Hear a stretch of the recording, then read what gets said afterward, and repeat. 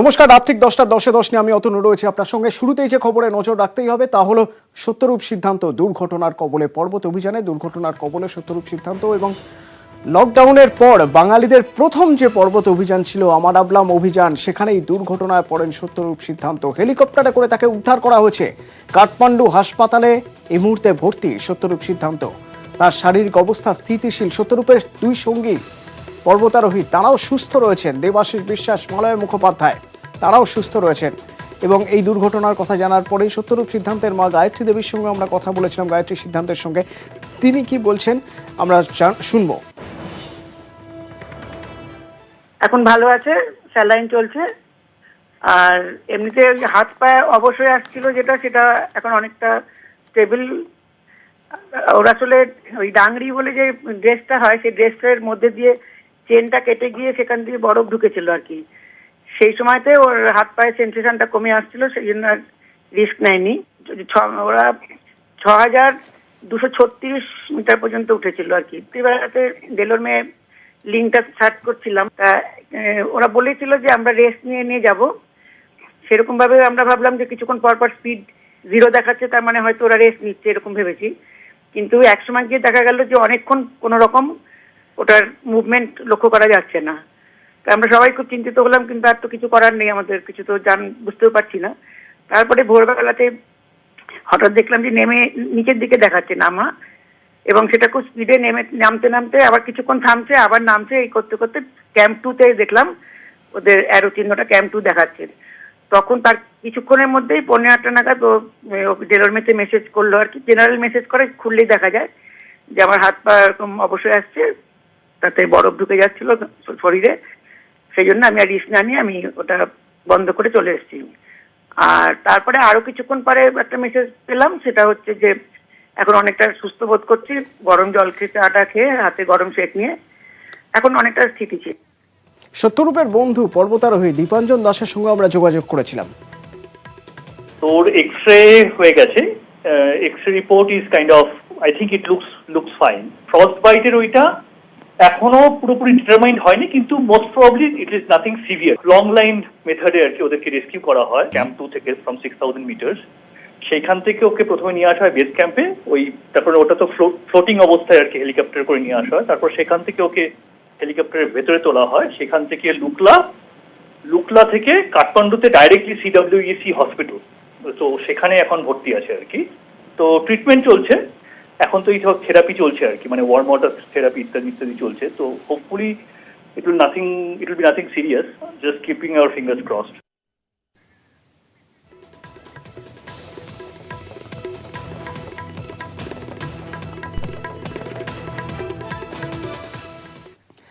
দিল্লিতে এই মুহূর্তে কি চলছে?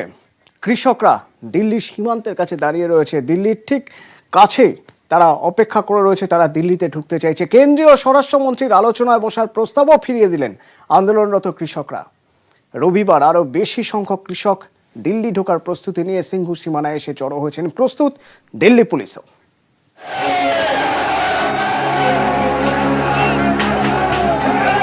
একের পর এক রাজ্য থেকে রাজধানীর দিকে হাজার হাজার কৃষকের যাত্রা অব্যাহত। উত্তরপ্রদেশ, রাজস্থান, পাঞ্জাব এবং হরিয়ানার সীমানা পার করে দিল্লি ঘেরাও করতে মরিয়া কৃষকরা। রবিবার সকালে 45টি ট্রাকে করে উত্তরাখণ্ড উত্তরপ্রদেশ থেকে আরও কৃষক যোগ দিলেন বুরারি মাঠে। সিংঘু সীমানায় চলল বিক্ষোভ। দিল্লি ঢোকার 5টি পয়েন্ট অবরুদ্ধ করে চলবে আন্দোলন, জানিয়ে দিয়েছেন কৃষক নেতারা। किसी भी प्रकार की राजनीति करने से ये इनकार करते हैं। कहते हैं किसान अपने हक की लड़ाई के लिए यहाँ पर आया है और अपनी हक की लड़ाई को जीत कर वापस जाएगा। স্বরাষ্ট্রমন্ত্রী অমিত শাহর আলোচনায় বসার প্রস্তাব উপেক্ষা করে দিল্লি সীমানার কাছেই বুরারিতে রাত কাটিয়েছেন বিক্ষোভরত কৃষকরা। ফিরে যাবেন না, সসম্মানে দিল্লি ঢুকে যন্তর মন্তরেই করবেন শান্তিপূর্ণ বিক্ষোভ, দাবি কৃষকদের। সরকারকে বাতিল করতেই হবে কৃষিনীতি, দাবি আন্দোলনকারীদের। কৃষকদের দাবি মানা হবে আশ্বাস দিয়েছিলেন অমিত শাহ, কিন্তু আলোচনার আগে বিক্ষোভ বন্ধ করতে হবে শর্তও জুড়ে দিয়েছিলেন তিনি। जो स्थान दिल्ली पुलिस ने तय किया है वहीं पर आ जाइए। पुलिस परमिशन के साथ शांतिपूर्वक तरीके से, लोकतांत्रिक तरीके से आपका आंदोलन चालू रखिए और शीघ्र भारत सरकार आपसे बातचीत करने के लिए तैयार है। বিরোধী কংগ্রেস, সিপিআইএম, সিপিআই সহ বিভিন্ন বাম দল ও একাধিক বিরোধী দল কৃষক আন্দোলনকে সমর্থন করেছে। এই আন্দোলনে সামিল এনডিএ জোট ত্যাগ করা শিরোমণি আকালি দলও তারাও সরকারের কৃষি নীতির প্রবল বিরোধিতা করে জোট ছাড়ে। কৃষকদের জীবন জীবিকায় আক্রমণ নামিয়ে আনতে তেলের দাম আরও বাড়ালো মোদী সরকার, কটাক্ষ ইয়েচুরির। তবে প্রধানমন্ত্রীর বার্তা, কৃষি আইন কৃষকদের ভালোর জন্যই। बीते दिनों हुए कृषि सुधारों ने किसानों के लिए नई संभावनाओं के द्वार भी खोले। গত 26শে নভেম্বর কৃষক বিক্ষোভ ও দিল্লি চলোর মিছিলে কৃষকদের উপর লাঠিচার্জ, কাঁদানে গ্যাস ছোড়াকে কেন্দ্র করে দেশের রাজনৈতিক মহলেও নানা প্রান্তে সমালোচনার ঝড় ওঠে। নড়ে চড়ে বসে সরকার, যদিও কৃষক সংগঠনগুলি সাফ জানিয়েছে সরকার কৃষি আইন প্রত্যাহার না করা অবধি তারা তাদের অবস্থানে অনড় থাকবে। নিউজ 18 বাংলা। কৃষকদের বিক্ষোভে রাজধানী অবরুদ্ধ, বেশিরভাগই শিখ সম্প্রদায়ের। তার জের গড়ালো কলকাতাতেও। রবিবার বিজেপি দপ্তরের সামনে বিক্ষোভ দেখানোর চেষ্টা করে কলকাতা শিখ সংঘত, তাদের আটকায় পুলিশ।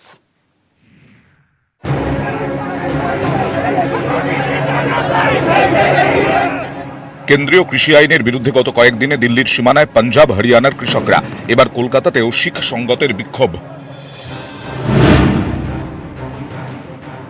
আমরা যে পাঞ্জাবে বা পুরো দেশের কিষান যা আন্দোলন করছে, আমরা ওদের সাপোর্টে যাব, আর দরকার পড়লে আমরাও এখান থেকে একটা গ্রুপ নিয়ে দিল্লিতে যাব।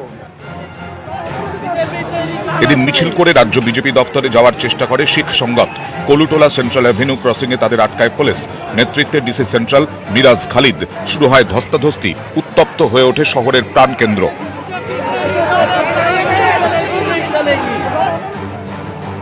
রাজ্য সভাপতির টার্গেট তৃণমূল। পাঞ্জাবে যে কৃষি এবং সেখানে কিছু সবজি মন্ডি আছে, কিছু কোম্পানি আছে যারা কৃষকদের যে পাওয়া উচিত লাভ সেটা না পেয়ে ওরা নিয়ে নিচ্ছিল, তার জন্য আইন করতে হয়েছে, তাতে কৃষক লাভবান হবে। বিশেষ করে যেখানে বিরোধী সরকার আছে তারা এটাকে একটা ইস্যু হিসাবে কেন্দ্র সরকারের বিরুদ্ধে লাগাচ্ছে, বাকি রাজ্যগুলোতে কোনো সমস্যা নেই। বিজেপির নবান্ন অভিযানের দিন বলবিন্দর সিং নামে এক শিখ ধর্মাবলম্বীর পাগড়ি খুলে যাওয়ায় রাজ্য সরকারের বিরুদ্ধে সরব হয়েছিল গেরুয়া শিবির। সরব হয়েছিলেন বিজেপির কেন্দ্রীয় নেতারাও।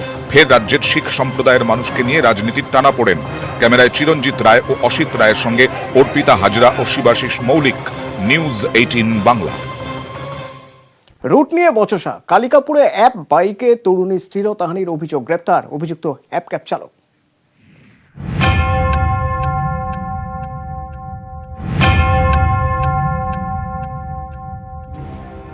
অশ্লীলতার অভিযোগে গ্রেপ্তার করা হলো এক অ্যাপ বাইক চালককে। বাইকে ওঠার পরই সাওয়ারি মহিলার সঙ্গে চালক অভব্যতা শুরু করেন বলে অভিযোগ। শুক্রবার বেলেঘাটা থেকে সলিমপুর যাওয়ার জন্য অ্যাপ বাইক বুক করেন তরুণী। কিছুটা যাওয়ার পরই রুট চালকের সঙ্গে বচসা বাঁধে তরুণীর। অভিযোগ, এরপর গন্তব্যে না পৌঁছিয়ে কালিকাপুর পেট্রোল পাম্পে তরুণীকে নামিয়ে দেন চালক। অভিযোগ, প্রতিবাদ করলে তরুণীকে চালক হুমকি দেয়। তরুণীর অভিযোগ, ভাড়া মেটানোর সময় তার গায়ে হাত দেয় বাইক চালক। এরপর 100 ডায়ালে ফোন করেন তরুণী। খবর পেয়ে পুলিশ আসার আগেই বাইক নিয়ে পালিয়ে যায় চালক। মাঝ রাস্তায় আমাকে নামিয়ে দেয়। লাইক ঠিক আছে, বাঁচা গেছে, নেমে যাই। 100 টাকার নোট দিই, ও 30 টাকা আমাকে ফেরত দেয়। জাস্ট এইভাবে এরকম এখানে ছুঁড়েও না, হাত দিয়ে দিয়ে ধাক্কা মেরে বেরিয়ে যায়। সেখানে আমি চেঁচামেচি শুরু করি যে আপনি কি করে আমাকে হাত লাগাতে পারেন গায়ে। শনিবার করেয়া থানা এলাকা থেকে অভিযুক্ত বাইক চালক ধীরাজ রামকে গ্রেপ্তার করে পুলিশ। বাজেয়াপ্ত করা হয়েছে তার বাইকটিকেও। ধৃতের বিরুদ্ধে শ্লীলতাহানি, হুমকি সহ একাধিক ধারায় মামলা রুজু হয়েছে। ক্যামেরায় চিরঞ্জিত রায়ের সঙ্গে অর্পিতা হাজরার রিপোর্ট, নিউজ 18 বাংলা। মিম টিআরএস এর উপর মানুষ ক্ষুব্ধ, মোদির উপরেই ভরসা রাখবে হায়দ্রাবাদ। ওয়াইসি গড়ে অমিত শাহর হুঙ্কার, এবার বোধহয় শুধু ট্রাম্পেরই আশা, বাকি ওকেও ডেকে নিন, তাও কোনো প্রভাব পড়বে না। বিজেপিকে পাল্টা ওয়াইসির। পুরো ভোটের প্রচার পাল্টা প্রচারে সরগরম হায়দ্রাবাদ। কখনো বিজেপি নেতারা ওয়াইসিকে আক্রমণ করে বলছেন হায়দ্রাবাদ থেকে রোহিঙ্গা এবং পাকিস্তানিদের তাড়াতে সার্জিক্যাল স্ট্রাইক করা হবে। আবার কখনো যোগী আদিত্যনাথ বলছেন ঐতিহাসিক এই শহরের নামই বদলে রাখবেন ভাগ্যনগর। নিজামের শহরে পুরসভা ভোট ঘিরে রাজনৈতিক উত্তাপ তুঙ্গে। हैदराबाद भाग्यनगर हो सकता है? मैंने कहा क्यों नहीं। क्या हैदराबाद भाग्यनगर हो सकता है? मैंने कहा क्यों नहीं। পাখির চোখ হিসেবে জোড়া শহরের পুরো ভোটকে দেখছে বিজেপি কেন্দ্রীয় নেতৃত্ব। ভোট সংক্রান্ত একাধিক কর্মসূচি নিয়ে শীর্ষ নেতাদের ভিড় হায়দ্রাবাদে। জেপি নাড্ডা, যোগী আদিত্যনাথের পর এবার খোদ অমিত শাহ ময়দানে। উন্নয়ন, কর্মসংস্থান নয়, রাজনৈতিক মহলের মতে মেরুকরণই পক্ষের হাতিয়ার। তাই হিন্দু ভোট সংগঠিত করতে একের পর এক নেতা দিল্লি থেকে উড়ে আসছেন হায়দ্রাবাদে। আর অন্যদিকে গোটা দেশের মুসলিম ভোট একত্রিত করতে ঝাঁপিয়ে পড়ছেন ওয়াইসি। বুধবার নির্বাচনী প্রচারে গিয়ে বিজেপি নেত্রী ও কেন্দ্রীয় মন্ত্রী স্মৃতি ইরানি বলেছেন, মুসলিমদের রাজনৈতিক দল এমআইএম নেতাদের নাম ছাপানো প্যাডে অবৈধ বাংলাদেশিদের নাম ভোটার তালিকায় তোলার জন্য সুপারিশ করা হয়েছে। আসাদুদ্দিন ওয়াইসি এই অভিযোগের উত্তর দিতে গিয়ে পাল্টা প্রশ্ন করেন, যদি 30,000 রোহিঙ্গা হায়দ্রাবাদে থাকে তাহলে অমিত শাহ কি করছেন? তিনি কি ঘুমিয়ে আছেন? उनका काम है देखना 30-40 हजार रोहिंग्या के नाम कैसा है। बल्दिया में इलेक्टोरल लिस्ट हम बनाते हैं। अरे 40,000 अगर है बीजेपी वालों, तुम ईमानदार हो तो कल शाम तक 1,000 नाम बताओ रोहिंग्या के। এদিন সাংবাদিক সম্মেলনে অমিত শাহ ওয়াইসির আক্রমণের জবাব দিতে গিয়ে বলেন, ওয়াইসিদের সত্যি যদি রোহিঙ্গা ও পাক অনুপ্রবেশকারীদের তাড়ানোর ইচ্ছে থাকে, লিখিত দিক তারা সংসদে, তবে কেন এরা হল্লা করে? मैं जब कार्रवाई करता हूं तब तो हाय तौबा करते हैं पार्लियामेंट में। एक बार लिख कर मुझे दे दे बांग्लादेशी और रोहिंग्या को निकालना है, बाद में मैं करता हूं। जरा सिर्फ चुनाव में बात करने से नहीं होता है। নেহাতি পুরো ভোট, তবে তারই আড়ালে প্রকাশ্যে মেরুকরণের রাজনীতি। পুরো ভোটের প্রচারেও ছুটতে হচ্ছে মোদীর সেনাপতিকে। আর উল্টো দিকে সারা দেশের মুসলিম ভোট একদিকে টানার ফাঁকেও ওয়াইসিকে বিশেষ নজর দিতে হচ্ছে নিজের শহরে। নিউজ 18 বাংলা।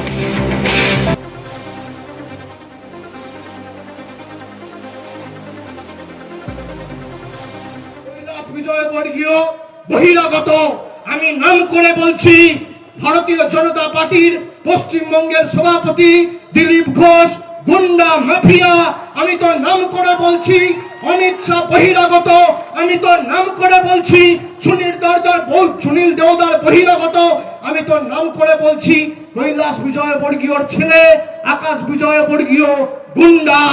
আপনার ক্ষমতা থাকলে আমার বিরুদ্ধে মামলা করুন, আইনানুগ ব্যবস্থা নিয়ে দেখান কে সত্যি কথা বলছে আর কে মিথ্যে কথা বলছে। দুধ কা দুধ, পানি কা পানি। উত্তরপ্রদেশের লাভ জিহাদ বিরোধী আইন অনুসারে প্রথম মামলা নথিভুক্ত হল বরেলির দেওরানিয়া থানায়।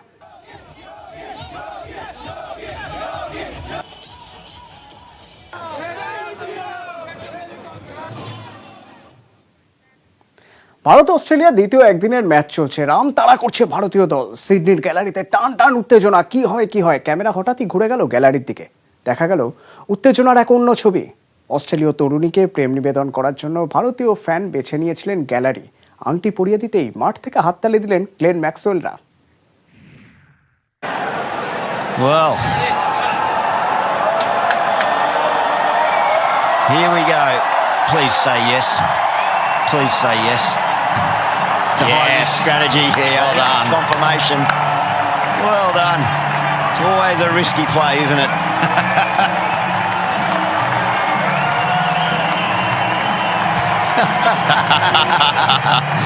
Brilliant. Oh, there's been a marriage proposal in the crowd. It's on the big screen. Yes, absolutely. Who says there's a fierce rivalry between India and Australia?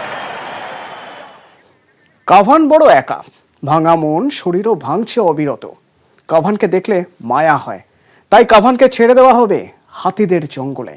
Pakistan থেকে কম্বোডিয়ায় নিয়ে যাওয়া হচ্ছে বিশ্বের সবচেয়ে নিঃসঙ্গ হাতির তকমা পাওয়া কাভানকে।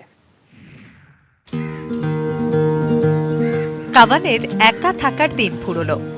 পাকিস্তানের ইসলামাবাদের চিড়িয়াখানায় কাভানকে দেখতে অনেকে আসতো, কিন্তু কাভান নড়েও না, চড়েও না। সবসময় কেমন যেন উদাস উদাস ভাব। অথচ 35 বছর ধরে কাভান এই চিড়িয়াখানায় ছিল।